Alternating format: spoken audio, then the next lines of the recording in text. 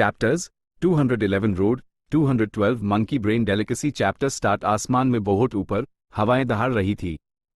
मर जा, Lord Sky crane चिल्लाया। अपनी बची हुई ताकत इस्तेमाल करके वो एक सफेद रोशनी में बदल गया और फर्स्ट जनरेशन गुयू की तरफ टकराने के लिए बढ़ा। मुझे मारने का सोचकर तू बहुत ज्यादा भोला बन रहा है। ब्लड वाइट ने अपना मुंह खोला, उसके न्यूकीले दांत दिख रहे थे और वो आगे लपका। बडांग, एक बहुत बड़ा धमाका हुआ और उसके झटके ने दोनों को बहुत दूर फेंक दिया। दोनों हाई जख्मी थे। जब तक पहाड़ खड़े हैं पानी बीता रहेगा।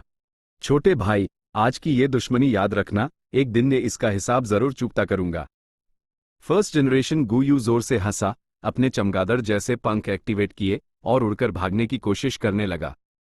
अचानक आसमान में एक बहुत बड़ी परछाई दिखाई दी। उसने अपना सर उठाया तो देखा कि वो बुरी तरह से जख्मी Iron Beak Flying Crane King था। जिंदा है, कम भक्त। फर्स्ट जेन गुयू का चेहरा बदल गया। Iron Beak Flying Crane King के बीच में आने से लॉर्ड स्काई क्रेन ने यूज पकड़ लिया और दोनों तरफ से हमला कर दिया। आखिर में फ्लाइंग क्रेन किंग की लाश जमीन पर गिर गई, जबकि ब्लड वाइट पूरी तरह से खत्म हो चुका था। लॉर्ड स्काई क्रेन ने फर्स्ट जनरेशन गुयू का सर पकड़ा। हवा में तैरते हुए उसकी निगाहें कुछ देर तक भटकती रहीं, फिर आखिरकार उसका ध्यान वापस आया। उसने अपना सर उठाया और 3 बार जोर से हंसा और फिर फूट फूट कर रोने लगा। अपने इमोशंस को शांत करने के बाद वो किंग माओ पहाड़ की तरफ उड़ा, लेकिन बाइनिंग बिंग के सेल्फ डेटोनेशन से दब गया, जिसने यूज लाइफ बेरियल जेड गू इस्तेमाल करने पर मजबूर कर दिया। जब वो बर्फ से बाहर निकला तो उसने पागलों की तरह इधर उधर ढूंढा, लेकिन बर्फ के नीचे से उस सिर्फ फैंग जेंग मिला जो अपनी आखिरी सांसें ले रहा था। दीवार पर जो तस्वीरें थी उन्होंने ये सीन बिल्कुल सच्चाई से दिखाया। इसके बाद क्या हुआ उससे स्किप करते हैं। वो बस उस रास्ते के नज़ारे द जिस पर लॉर्ड स्काई क्रेन ने सफर किया था। Immortal crane sect middle continent के सबसे पुराने सेक्ट्स में से एक था।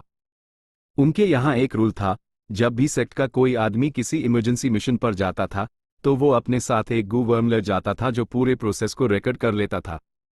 मिशन सफल हो या ना हो, गू मास्टर को पहाड़ पर वापस आकर रिजल्ट्स रिपोर्ट करने होते थे और सेक्ट रिकॉर्ड किए गए इवेंट्स के बेसिस पर असेसमेंट करता था। लॉर्ड स्काई क्रेन भले हाई सेक्ट का एल्डर था, वो भी इस रूल से बच नहीं सकता था। लेकिन अथॉरिटी में वो इतना सीनियर था कि सेक्ट में शायद ही कोई गू मास्टर था जिसके पास यूज एसेस करने की क्वालिफिकेशन हो, यहां तक कि इमॉर्टल क्रेन सेक्ट के करंट लीडर के पास भी नहीं। लेकिन इस वक्त लॉर्ड स्काई क्रेन के सामने बैठा बुजुर्ग कोई आम आदमी नहीं था। सुप्रीम एल्डर ही फन यांग, रैंक 6 गू मास्टर, जिसका टाइटल था विंज्ड क्रेन फ्लाइंग इमॉर्टल। उसने एक सफेद चोगा पहना हुआ था जिस पर काली बेल्ट थी और वो चौड़ी आस्तीनों के साथ एक फुटॉन पर बैठा था। उसका चेहरा एक नौजवान जैसा दिखता था, बिल्कुल माखन जैसा मुलायम। उसकी ईर्ण के ऊपर की भांबें हरी और लंबी थी जो उसकी कमर तक जा रही थी। उसकी गहरी काली ईड़ी दीवार पर चल रहे सीन को घूर रही थी और फिर उसने धीरे से अपनी नजर हटा ली। लॉर्ड स्काई क्रेन उसके पास बड़े अदब से खड़ा था, यहां तक कि जोर से सांस लेने की हिम्मत भी नहीं कर रहा था। सच कहा जाए तो लॉर्ड स्काई क्रेन लगभग 1000 साल से सोया हुआ था और क्रेन इमॉर्टल अभी भी उसका जूनियर था। लेकिन सीनियरिटी उम्र से नहीं, ताकत से तय होती थी। लॉर्ड स्काई क्रेन रैंक 5 का था और भले ही वो है फन यांग से सिर्फ एक रैंक पीछे था, ये फासला जमीन आसमान जैसा था। रैंक 5 फानी इंसान होते हैं, रैंक 6 अमर। लॉर्ड स्काई क्रेन, ही फन यांग ने धीरे से कहा, उसकी आवाज शांत नदी के पानी की तरह सुकून दे रही थी। जी, मैं यही हूं, लॉर्ड स्काई क्रेन ने जल्दी से जवाब दिया। भले ही तुमने इस बार हमारे सेक्ट के गद्दार को मार दिया, लेकिन तुम ब्लड स्कल गू वापस लाने में नाकाम रहे। उल्टा तुम 2 छोकरों के हाथों दब गए और उन्होंने तुम्हें खिलौने की तरह नचाया। कमरे में हेफंग यांग की आवाज गूंज रही थी। लॉर्ड स्काई क्रेन का सर और भी नीचे झुक गया, उसके चेहरे पर शर्म साफ दिख रही थी। लेकिन उनमें से एक Northern Dark Eyes Soul Physique था, तो कोई हैरानी की बात नहीं कि तुम दब गए। खुशी की बात यह है कि तुमने बाद में चीजों को सुधारने की कोशिश की। मैं तुमसे पूछता हूं, जो नौजवान तुम वापस लाए हो, क्या वो सच में उस वीडियो वाले नौजवान का जुड़वा भाई है? ही फन यांग ने पूछा। मैंने पहले ही जांच कर ली है, बात ऐसी ही है। जो भाग गया वो उसका बड़ा भाई फैंग युआन है और जिसे पकड़ा गया है वो छोटा भाई फैंग झेंग है। अजीब बात यह है कि इन दोनों की आपस में बनती नहीं है। जब मैंने उस अपने भाई के हाथों अपने ही खानदान वालों के कत्ल का वीडियो दिखाया तो उस अपने भाई से इतनी नफरत हुई कि वो उस मौके पर ही मार डालना चाहता था। लॉर्ड स्काई क्रेन अजीब तरह से हंसा। ही फंग यांग ने सर हिलाया। लगता है तुम्हारे पास एक प्लान है, लेकिन क्या तुम्हारे पास उतना वक्त है? लॉर्ड स्काई क्रेन का चेहरा बदल गया, वो गंभीर हो गया। सुप्रीम एल्डर सही कह रहे हैं। मेरी उम्र अब खत्म होने वाली है, मैं मरने वाला हूं, बस कुछ ही दिन बचे हैं। लाइफ बेरियल जेड गू भी मेरी किस्मत नहीं बदल सकता। उसका इलाज सिर्फ एक ही चीज से हो सकता था, एक लाइफ स्पैन गू ढूंढना, ताकि जात से प्रॉब्लम सॉल्व हो। लेकिन लाइफ स्पैन गू ढूंढना बहुत मुश्किल था। इमॉर्टल क्रेन सेक्ट में कुछ थे, लेकिन वो उसके लिए नहीं थे। वो सेक्ट लीडर और कुछ सुप्रीम एल्डर्स के हाथों में थे। इसलिए मैंने अपनी जिंदगी भर की बचत और गू वॉर्म्स दे दिए, एक स्पिरिट इंक्यूबेटिंग फ्ली के बदले में। मैंने फैंग झेंग को हमारे सेक्ट में लाया है और उस अपना शिष्य बना लिया है। इसके बाद मैं यूज सिखाऊंगा और ब्लडकिन वर्म रिफाइन करूंगा। फिर मैं यूज उसके भाई को मारने के लिए भड़काऊंगा और हमारे इमॉर्टल क्रेन सेक्ट के लिए ब्लड स्कल गू वापिस हासिल करूंगा। लॉर्ड स्काई क्रेन ने कहा। ही फंग यांग ने अपनी भांबे उठाई। सुनने में तो लगता है कि तुम अपने प्लान्स को लेकर काफी कॉन्फिडेंट हो, लेकिन क्या वो फैंग जेंग सच में तुम्हारे इशारों पर नाचेगा? भले ही उसके पास अच्छा टैलेंट है तो वो आखिर में एक बच्चा ही। मेरे मरने के बाद जब मैं अपनी आत्मा को स्पिरिट इंक्यूबेटिंग फ्ली में स्टोर कर लूंगा, मैं उसके साथ बड़ा होने तक रहूंगा और उसकी कल्टीवेशन में उस सलाह दूंगा। उसके लिए रास्ता पहले से ही तैयार कर दिया गया है, उस बस यूएस पर चलना है। ये कहते हुए लॉर्ड स्काई क्रेन जमीन पर घुटनों के बाल बैठ गया, भीख मांगते हुए, प्लीज मुझे एक और मौका दीजिए सुप्रीम एल्डर। ही फंग यांग गंभीर था, फिर उसने कहा, छोड़ो भी, वैसे भी ये शायद तुम्हारी आखिरी कोशिश होगी। शुक्रिया एल्डर, शुक्रिया एल्डर। लॉर्ड स्काई क्रेन खुशी से झूम उठा। जाओ, मैं तुम्हारी खुशखबरी का इंतजार करूंगा। 20 साल के अंदर मैं सफल हो जाऊंगा। लॉर्ड स्काई क्रेन बहुत एक्साइटेड था और उसकी आवाज कांप रही थी जब वो बाहर निकला। सदर्न बॉर्डर्स, वानचेंग पहाड़, टाई क्लैन का शहर। ऊंची, मोती काले पत्थर की दीवारें हजारों ली तक फैली हुई थी। टाई क्लैन का शहर पहाड़ के ऊपरी हिस्से में बना था। कई पत्थर के घर, स्टील के टावर्स एक लाइन में थे और पहाड़ की चोटी तक जाते थे। सूरज की रोशनी शहर में घूम रहे लोगों पर पड़ रही थी। गाड़ियां, घोड़े और भीड़ एक खुशहाल मंजर दिखा रहे थे। क्लैन लीडर का पवेलियन पहाड़ की चोटी पर स्थित था, जिसकी सुरक्षा बहुत सख्त थी और वहां कम ही लोग आते जाते थे। पेट्रोलिंग ग्रुप्स बारी बारी से चक्कर लगाते थे और सारे गू मास्टर्स एकदम अलर्ट रहते थे, जरा सी भी ढील नहीं। क्लैन लीडर पवेलियन के ऊपर 2 लोग खड़े थे। एक आधे उम्र का आदमी जिसका चेहरा लोहे जैसा सख्त था, लेकिन आंखों में थोड़ी नरमी थी। उसके पास एक जवान लड़की खड़ी थी, जिसकी निगाहों में दुख लेकिन एक मजबूत इरादा था। वो टाई रुओ नान थी। तुम्हें वापस आए कुछ ही दिन हुए हैं ना? यह 19 टाइम है जब तुम मुझसे पूछ रही हो। तुम्हारे पिता की मौत से मैं बहुत दुखी हूं। तुमने अपनी मां को जल्दी खो दिया और अब अपने पिता को भी, लेकिन तुम्हें याद रखना होगा, तुम्हारे पास में हूं, तुम्हारा अंकल। तुम मेरी भतीजी हो, मैं तुम्हें खतरे में नहीं डालूंगा।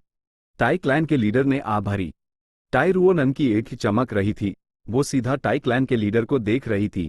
अंकल, क्या आप जानते हैं, भले ही पिताजी गुजर गए, मैं अपने दुख के बीच उनके लिए खुश भी हूं।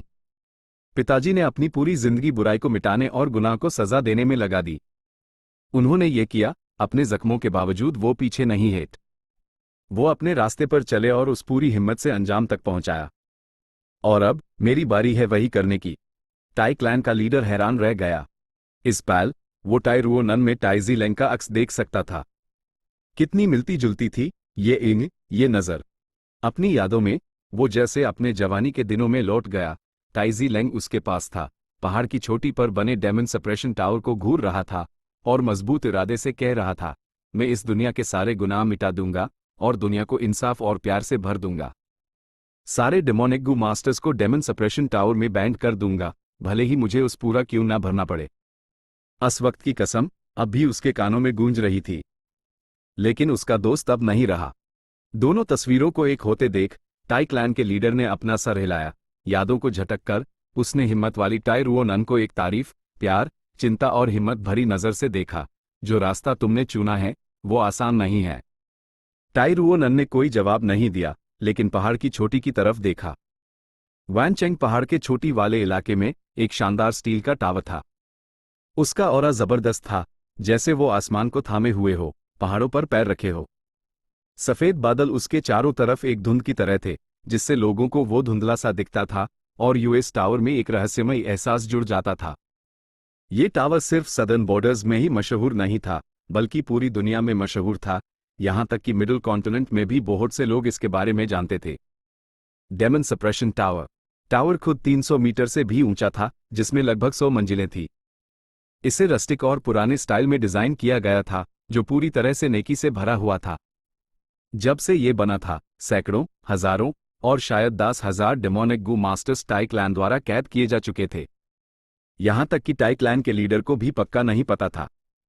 ये नेकी का प्रतीक था, टाई गू मास्टर्स का गर्व था। ये बहुत से डेमोनिक कल्टिवेटर्स के लिए आराम करने की जगह भी थी, जो अपनी पीड़ा, पछतावा, गुस्सा और अफसोस पीछे छोड़ गए थे। डेमोनिक गू मास्टर्स इसके बारे में बात करते हुए पीले पद जाते थे, और राइचस गू मास्टर्स इसके बारे में बात करते हुए गर्व से नाचते थे। टाइरुओनन ने अपना मुंह खोला, उसकी आवाज में इतना विश्वास था, जैसे वो टाई क्लैन के लीडर से और खुद से भी बात कर रही हो। वैनचेंग पहाड़ की चोटी पर एक डेमन सप्रेशन टावर है। मेरे दिल में भी एक डेमन सप्रेशन टावर है। ये रास्ता, जिसे पिताजी पूरा नहीं कर पाए, मैं उनके लिए इस पर चलूंगी। मुझसे और बर्दाश्त नहीं हो रहा। चेन की हुआ को अपना सर घूमता हुआ महसूस हुआ, उस बेचैनी हो रही थी और कभी कभी उल्टी करने का मन कर रहा था। लेकिन उसके पास उल्टी करने के लिए कुछ नहीं था, और उसका शरीर कमजोर महसूस हो रहा था, जैसे एक सुस्ती उस पर हावी हो रही हो। उसका प्लान 3 दिन तक टिके रहने का था, लेकिन एक ही दिन गुजरा था और वो समझ गई थी कि वो कुछ ज्यादा ही आशावादी थी। पाइथन के जहर से उसके लिए खतरा बढ़ता जा रहा था। वो जानती थी कि वो एक बैंड गली में फंस रही थी। यूज जल्द से जल्द एक हीलिंग गू वर्म ढूंढने की जरूरत थी। लानत है, अगर वो डू हरामजादे नहीं होते, तो मैंने शायद अब तक कोई जंगली गू पकड़ लिया होता और अपना जहर ठीक कर लिया होता। यूज बेचैनी हो रही थी। जहर लगने के बाद वो एक हीलिंग गू ढूंढने की कोशिश कर रही थी, लेकिन इतने बड़े जंगल में, जो खतरों से भरा था, उसके पास कोई पकड़ने का तरीका नहीं था और उसने कोई प्रोग्रेस नहीं की थी। बाइनिंग बिंग ने अपना खंजर उठाया, अपने दाहिने कान की तरफ काटने के लिए। रुको! फैंग युआन ने अपना हाथ बढ़ाया, बाइनिंग बिंग का हाथ पकड़ लिया। तेज धार वाला चाकू उसके दाहिने कान से सिर्फ 1 मिलीमीटर दूर था।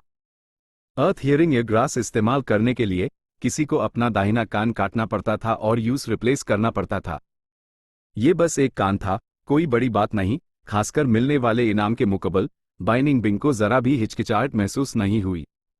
डिमोनिक कल्टिवेटर्स फितरत से बेरहम होते थे, दूसरों के लिए बेरहम और खुद के लिए उससे भी ज्यादा। सिर्फ ऐसे लोग जो जरूरत पड़ने पर चीजें छोड़ सकते हैं, वही बड़ी कामयाबी हासिल कर सकते हैं। ऐसा करने की जरूरत नहीं है, वो बाहर निकल आई है, फैंग युआन ने कहा और चलने लगा। उसने अर्थ हियरिंग एयर ग्रास का इस्तेमाल किया, चेन की हुआ को दूर से फॉलो करते हुए। कुछ ही देर बाद उसने लड़ाई की आवाजें सुनी। दोनों घनी झाड़ियों में चुपकर धीरे धीरे पीछा कर रहे थे।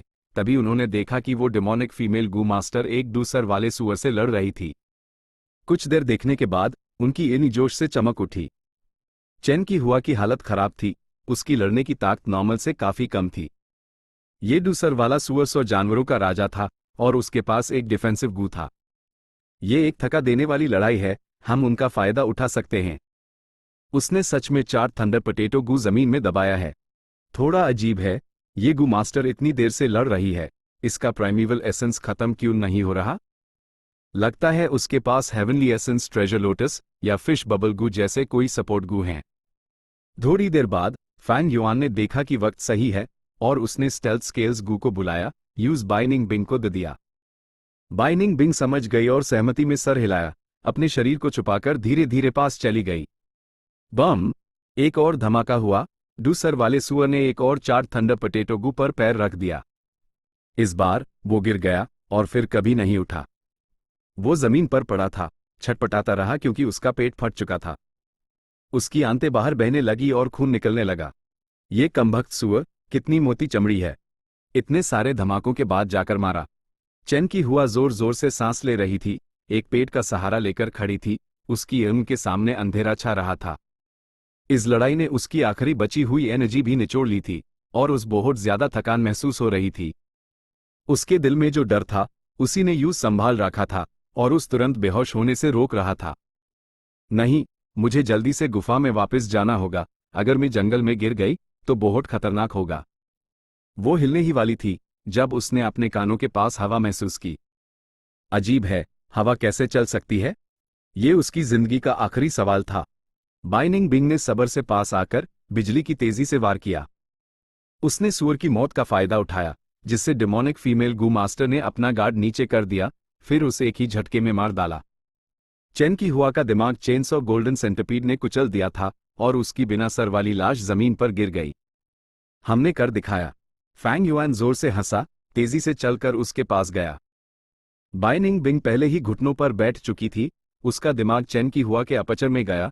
थोड़ी निराशा के साथ बोली, अपचर में सिर्फ 3 गू हैं। गू मास्टर्स द्वारा रिफाइन किए गए गू वॉर्म्स थोड़े सख्त हो जाते थे, जंगली गू वॉर्म्स की तरह चालाक नहीं रहते थे। डेमोनिक फीमेल गू मास्टर मर चुकी थी। उसका अपचर अंधेरा होने लगा, जबकि 3 गू वॉर्म्स अंडर हाई रह गए थे। लेकिन ये फैंग युआन के लिए कोई प्रॉब्लम नहीं थी। प्लेंडर गू, उसने सोचा, और आसानी से अन 3 गू को निकाल लिया। एक राइस बैग ग्रास गू, एक आयरन थॉर्न थिसल गू और एक चार्ड थंडर बीन मदर गू। लेकिन इतना ही नहीं था। फैंग युआन ने इधर उधर ढूंढा और डेमोनिक फीमेल गू मास्टर के पास से एक हेरी लेग गू, एक जंपिंग ग्रास गू मिला। आखिर में उसके कुचले हुए दिमाग के अंदर से एक बुकवर्म मिला। बदकिस्मती से यह बुकवर्म बाइनिंग बिंग के हमले में पहले ही मर चुका था। यह बुकवर्म जरूर इनहेरिटेंस आइटम होगा। इसके अंदर की इंफॉर्मेशन ने यूज गू मास्टर्स के बारे में बहुत कुछ सीखने में मदद की होगी। इसमें जरूर कुछ सीक्रेट रेसिपीज वगैरह होंगे। फैंग युआन ने अफसोस से कहा, बुकवर्म को छोड़ो, इस डिमोनिक गू मास्टर के पास कोई हीलिंग गू नहीं है? बाइनिंग बिंग बहुत निराश थी। फैंग युआन गंभीर था, कुछ नहीं बोला। यूज पहले से ही उम्मीद थी कि उसके पास हीलिंग गू नहीं होगा, क्योंकि यूज जहर लगा था और अगर उसके पास हीलिंग गू होता, भले ही वो जहर ना निकाल पाता, उसकी हालत इतनी खराब नहीं होती। जो उस अजीब लगा वो ये था कि पहले की लड़ाई में इस डिमोनिक गू मास्टर का परफॉर्मेंस अजीब था। खासकर प्राइमेवल एसेंस के मामले में उसकी रिकवरी स्पीड ग्रेड से भी तेज थी, बिल्कुल 10 एक्सट्रीम फिजिक्स के बराबर। लेकिन वो 10 एक्सट्रीम फिजिक नहीं थी, उसके पास सिर्फ ग्रेट टैलेंट था, और इन गू वॉर्म्स में से कोई भी प्राइमेवल एसेंस रिकवर करने में मदद नहीं कर सकता था। तो इस तरह से सीने को बांधा जाता है। उस वक्त बाइनिंग बिंग ने डिमोनिक फीमेल गू मास्टर के सीने पर बंधे कपड़े खोले। फैंग युआन की नजर लाश के सीने पर बने चांदी के ट्रायंगल टैटू पर टिकी हुई थी। थर्ड वॉच गू। फैंग युआन हैरान था। थर्ड वॉच गू, ये क्या है? बाइनिंग बिंग ने अपनी भांबे उठाई। ये गू रैंक 5 का है, वक्त को 3 गुना तेज कर सकता है। ये एक बार इस्तेमाल के बाद खत्म हो जाता है, एक एक्सपेंडिचर टाइप गू है। जब इसे किसी गू मास्टर पर इस्तेमाल किया जाता है तो उनके सीने पर एक चांदी का ट्रायंगल टैटू बन जाता है। जल्द ही फैंग युआन ने डिटेल में समझाया। थर्ड वॉच गू जब किसी गू मास्टर पर इस्तेमाल किया जाता था तो उनका वक्त 3 गुना तेजी से बीतता था। वक्त की नदी अपनी रफ्तार से बहती है, जिसे एक हाई स्पीड पर मापा जाता है। नॉर्मल लोगों के लिए एक दिन ही होता है, लेकिन थर्ड वॉच गू के यूजर के लिए एक दिन 3 दिनों के बराबर होता है, जो एक में समा जाते हैं। चेन की हुआ, जिसके पास थर्ड वॉच गू था, उसकी कल्टीवेशन बहुत तेजी से बढ़ी। जब दूसरे एक दिन में अपना एपर्चर नर्चर करते तब वो 3 दिन का काम कर लेती थी। स्पीड का फर्क साफ दिखता है। एक और फायदा है, वो है प्राइमेवल एसेंस की रिकवरी।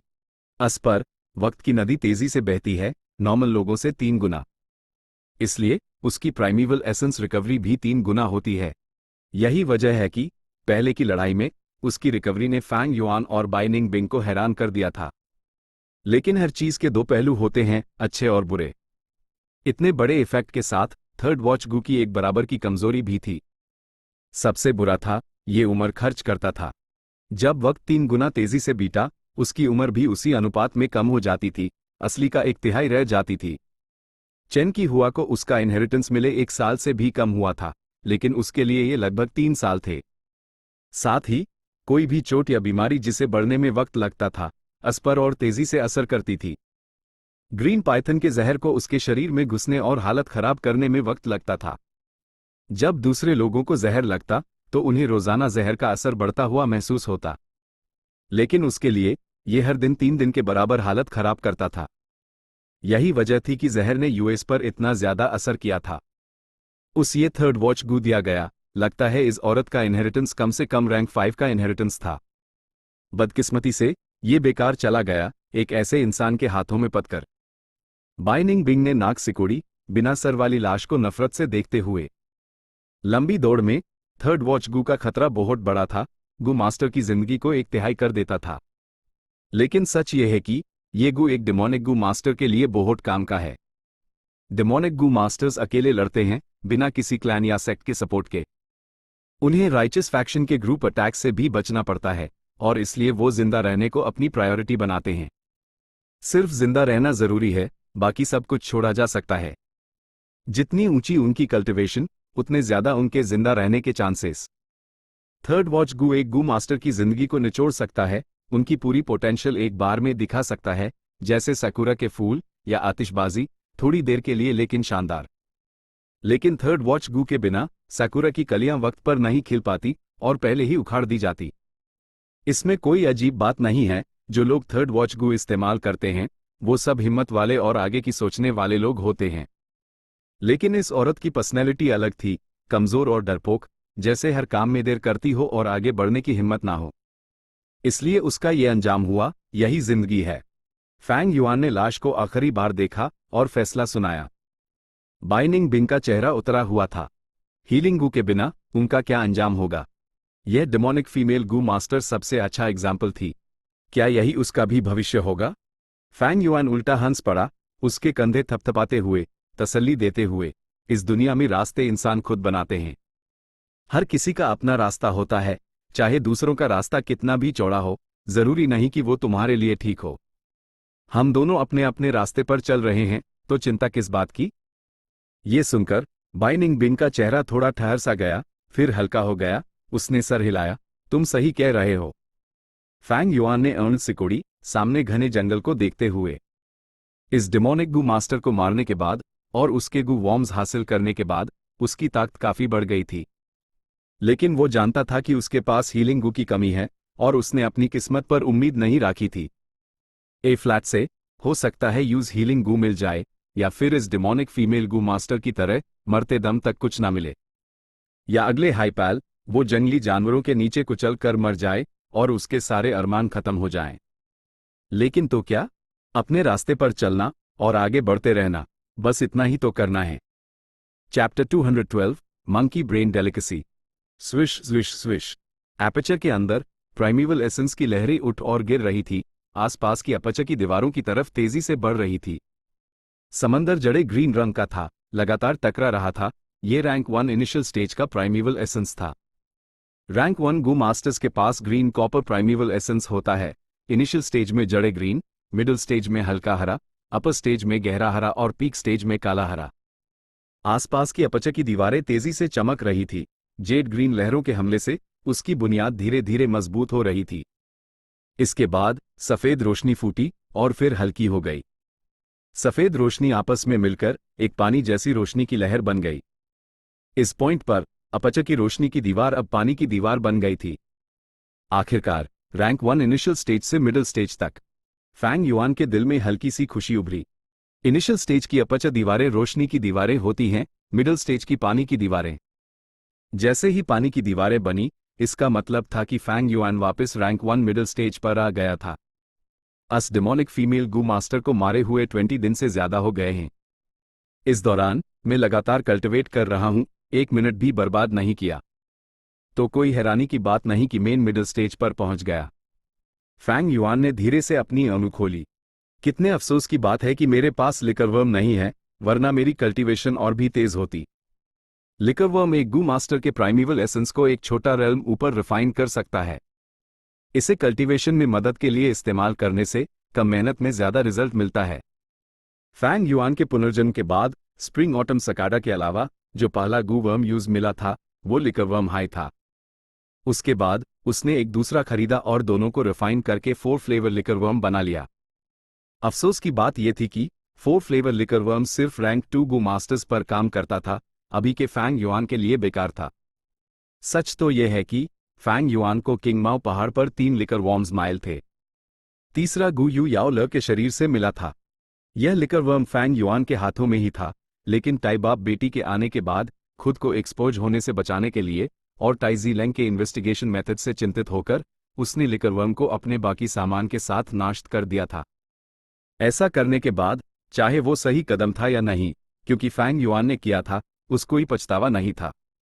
भले ही अब अगर उसने लिकरवर्म रखा होता तो वो उसके काम आता, लेकिन कम से कम इस वक्त उसने टाई बाप बेटी को गुयू याओलर के मामले की जांच नहीं करने दी।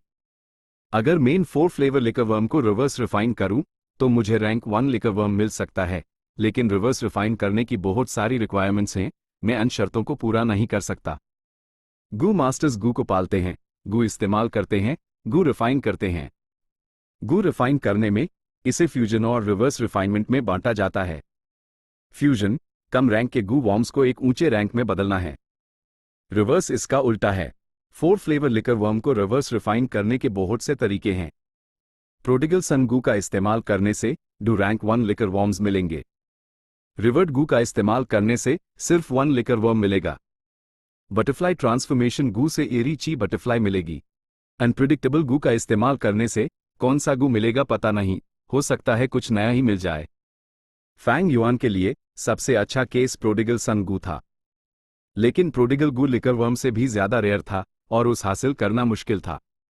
सबसे अच्छा ऑप्शन रिवर्ट गू था। रिवर्ट गू इस्तेमाल करने से भले ही वो एक लिकर वर्म खो देगा, फैंग युआन हिचकिचाएगा नहीं। 4 फ्लेवर लिकर वर्म को रखे रहना और रैंक 2 कल्टीवेशन का इंतजार करना, ये एक सुरक्षित माहौल में आने वाली बात है। ए फ्लैट जब फैंग युआन हर वक्त खतरे में था, उस जो कुछ भी करना था वो जिंदा रहने के लिए करना था।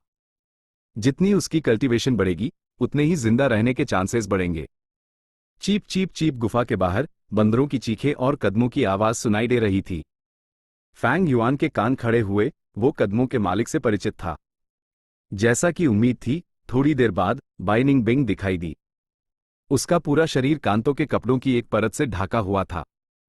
ये खास कपड़े पूरी तरह से हरी बेलों और काले तेज कांतों से बने थे, जो बाइनिंग बिंग को डिफेंस देते थे और हमले के लिए भी इस्तेमाल होते थे। जो लोग खाली हाथ लड़ते थे उनके लिए ये लोहे जैसे मजबूत कांटे एक गहरी छाप छोड़ जाते। यह थिसल शर्ट आयन थॉर्न थिसल गू से बनी थी। डिमोनिक फीमेल गू मास्टर को मारने के बाद बाइनिंग बिंग को यह रैंक 3 ग्रास गू चाहिए था। उसने इसके लिए रिक्वेस्ट की और इसे अपना लाइफ बाउंड गू बना लिया। कितना झंझट है, हर बार जब मैं जाती हूं और वापस आती हूं, मुझे अनचार्ड थंडर पोटैटोज से इतना सावधान रहना पड़ता है। थोड़े कम नहीं दबा सकते क्या? उसने शिकायत करते हुए कहा, नीचे जमीन को घूरते हुए, इधर उधर कूदते हुए कुछ गड्ढों से बच रही थी। सावधानी बरती, दुर्घटना घाटी। फैंग युआन ने हल्के से जवाब दिया, अपनी नजर बाइनिंग बिंग की कमर की तरफ घुमाते हुए। उसकी कमर पर बंदरों की एक लड़ी थी। ये बंदर छोटे द सबसे बड़ा बस हाथ जितना लंबा था। उनके सर गोल्द और घने काले बंदर के बाल मुलायम और चमकदार थे। जो सबसे अलग चीज थी वो थी उनकी कमर पर उगे हुए पेट के पत्ते।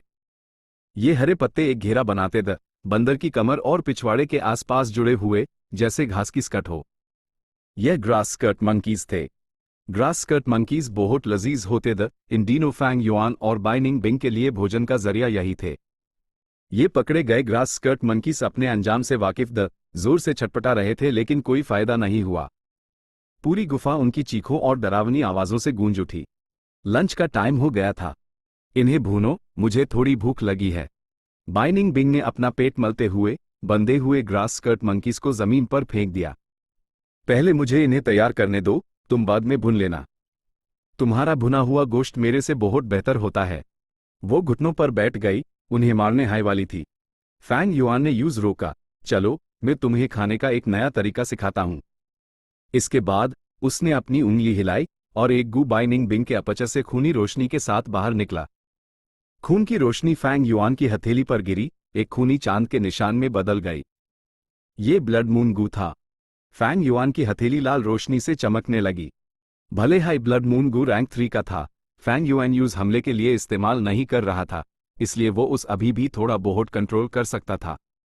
बाइनिंग बिंग को उसके इरादों का पता नहीं था, उसकी नीली इर्गी उस घूर रही थी।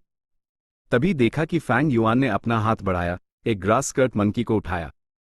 उसने उसकी गर्दन पकड़ी, जिससे उसका सर हिल नहीं पा रहा था। जल्द ही लाल रोशनी से चमकती हथेली बंदर के सर पर आई और एक चक्कर लगाया। पहले उसने मूनलाइट गू का इस्तेमाल जुआ खेलने वाले पत्थरों को खोलने के लिए किया था।